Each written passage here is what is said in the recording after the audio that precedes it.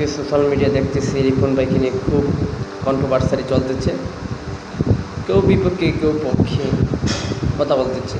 তো আমি পক্ষে কথা বলতে চাই না, বিপক্ষে কথা। মাঝে কত ধরনের মানুষ দেখলাম, মানে নিজের এক্সপিরিয়েন্স থেকে বললাম আর কি, যে দেখবেন কত মানুষ কত ভালো, মানুষের প্রতি কত কাইন্ড, খুব হেল্পফুল মানুষ, মানুষকে সাহায্য করে, হ্যাঁ, অনেস্ট পারসন।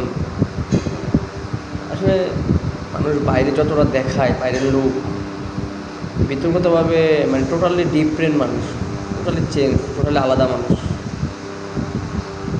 মানে ভাবতেও পারবেন না যে এই মানুষটা সেই মানুষটা, সেম মানুষটা। আসলে এটা অনেকে হয়তো মানে বুঝতে পারবে না, কিন্তু এটাই বাস্তবতা, দিস ইজ রিয়েলিস্টিক।